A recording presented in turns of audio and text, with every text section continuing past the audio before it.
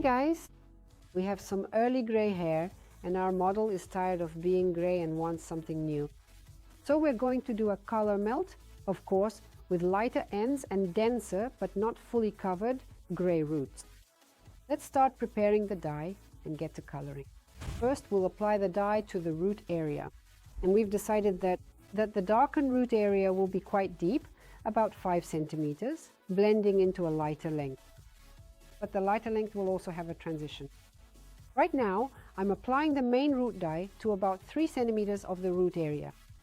It doesn't matter which brand you use. The main thing for our model was to choose cool shades. So we took and mixed them. 2 dyes that don't fully cover gray hair. These are cool, the coolest shades at level 8 and level 9. Cool but with a chocolate undertone. I'm starting the application, and now the classic sectioning. A central vertical parting and then a parting from ear to ear. I divide all the hair into 4 sections. I like to clip the hair so it doesn't get in the way. The parting where I apply the dye is left open.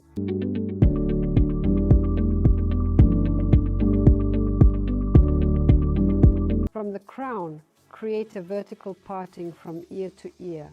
Be sure to gently and carefully comb the hair away from the parting to open it up.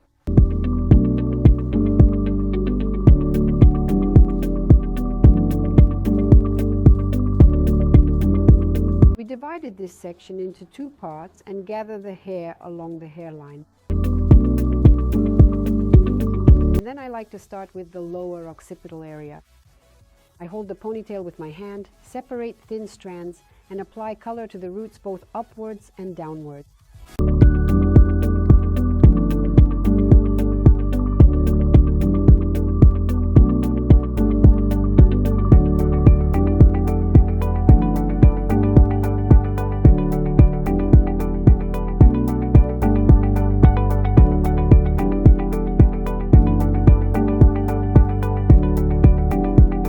Comb it slightly to separate this area. I stretch the dye a bit deeper and move on to the second occipital area, exactly the same way.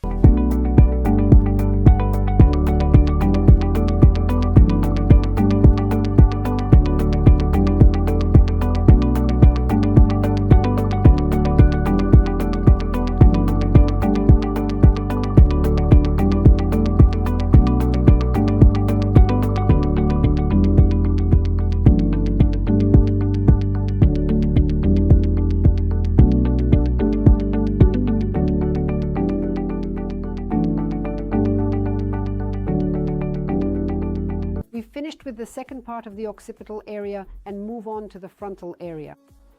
For this I brush the hair away from the face and apply color to the hairline. Here you need to color very carefully and avoid getting dye on the skin of the face.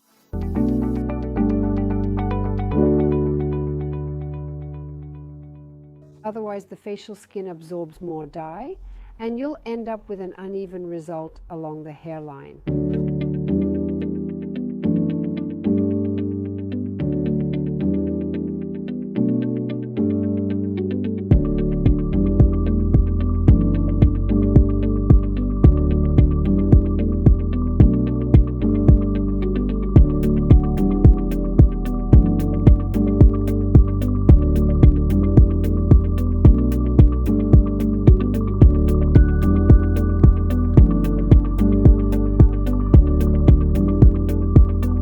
And do the same on the other side. I comb the hair away from the face. If you are coloring gray hair at the roots near the face with a very dark dye, you can apply the dye not all the way to the skin, but only to the hair itself. That way your work will look very neat.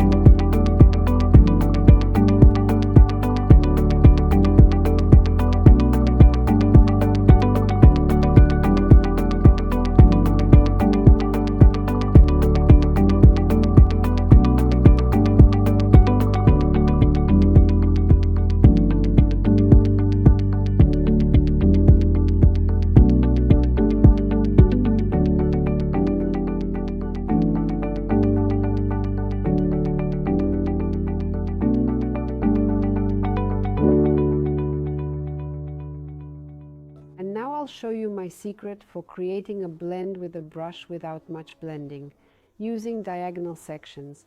I take a large section, you can tilt it a little like this, pull it away from the parting, and with the edge of the brush, I paint a few strands upward. Repeat with the leftover dye, just barely touching to create these transitions. When you're coloring blonde, when you're coloring gray hair, when you're blending two new shades at the roots and along the length. This kind of transition is a clever trick you can use. Do the same on the other side and at the back.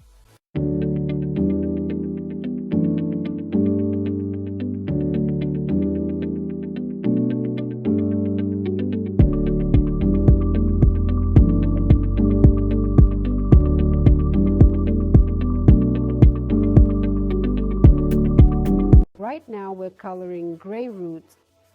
Gray hair takes longer to color. Along the length she already has light ends and we're going to add more light ends. And for this procedure the other dye needs less time.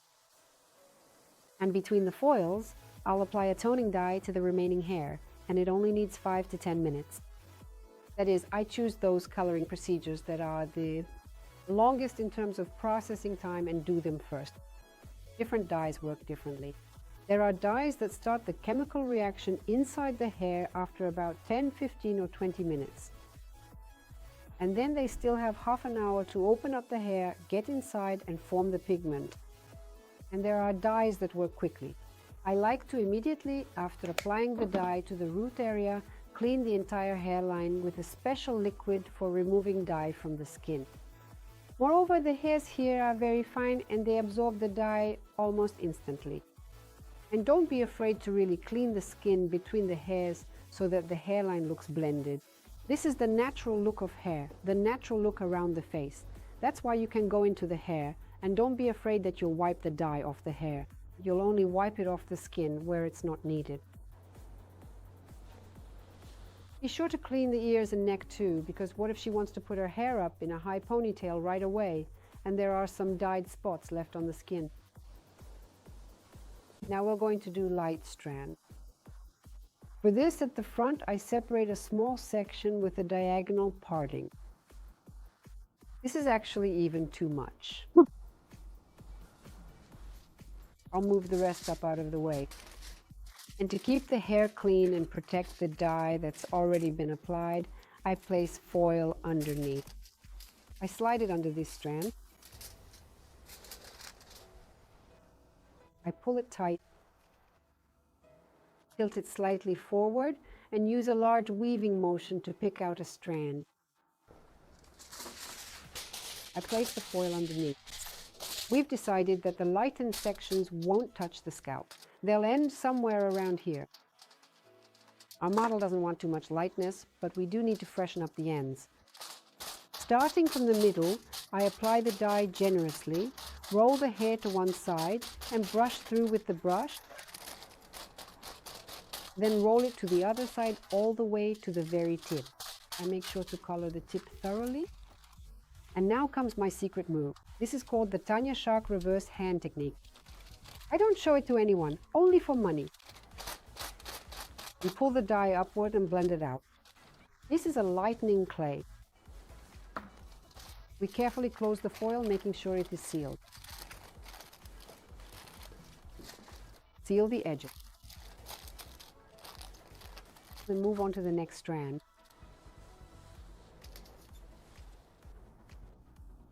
A large diagonal section, moving towards the bangs. These hairs are flipped back, combed through, and at the same time the root area dye is pulled through. With a large weaving motion at the face, take the entire strand through. Pull it out perpendicular. Place the foil underneath. And apply the product.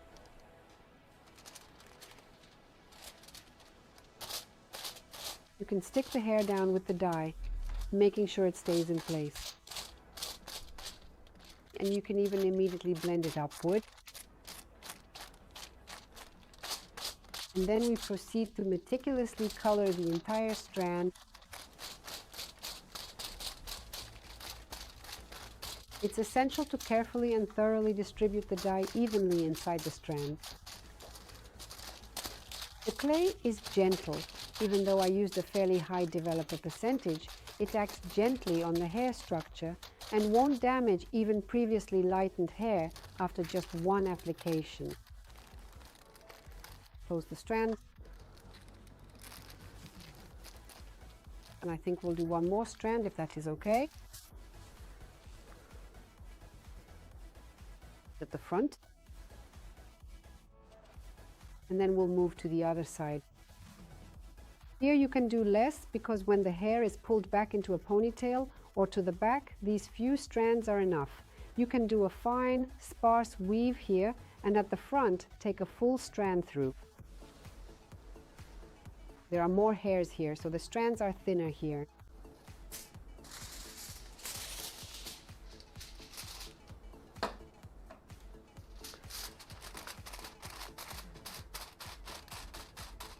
Nowadays, many people blend upward, but everyone gets different results. I use this technique myself. Since 2013, when I came up with it on my own, I hadn't seen it anywhere else, I've been coloring hair like this every day in the salon. Then the hair grows out without a visible line of application. And you don't need to touch up or darken the transition at all.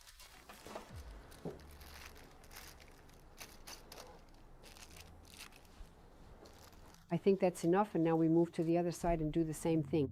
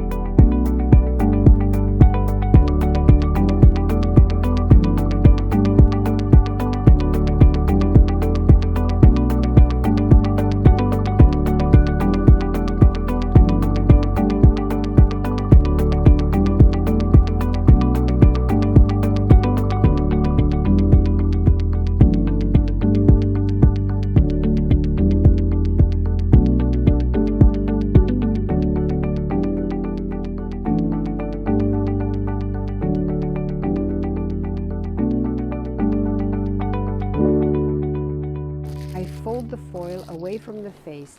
You need to use the properties of the foil, that it sticks and holds if you wrap it. I check again to make sure the face is clean. The client should always be clean, both their clothes and their face. And I do the same thing on the other side. So we've colored the roots, done the blending, created highlights with foil. This is a lightening dye. And the remaining hair, the parts without foil, I immediately tone.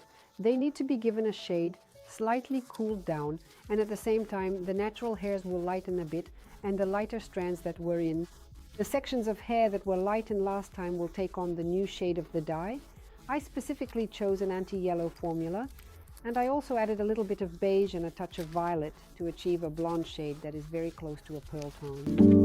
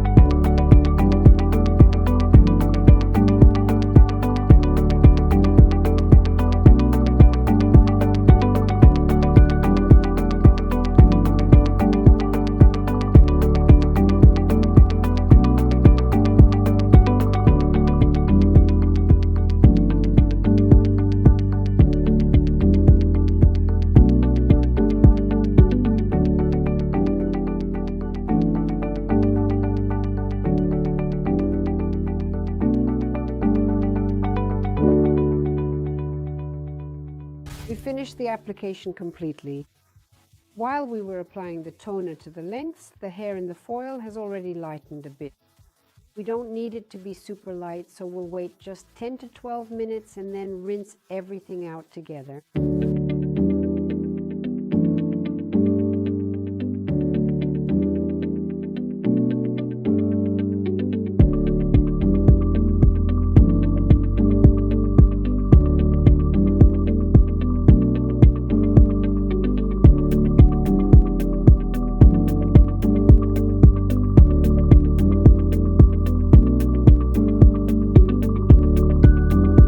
Today we colored gray hair, and it remains gray hair, but now it's artistically toned. That is, the strands along the length are lightened and the roots are slightly darkened. Gray hair still reflects light because young women who have gray hair will still let it grow out, but it needs to be brought to a beautiful, refined state.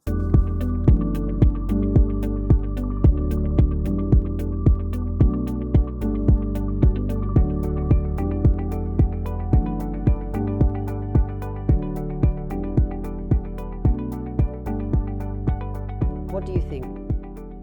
Write your thoughts in the comments.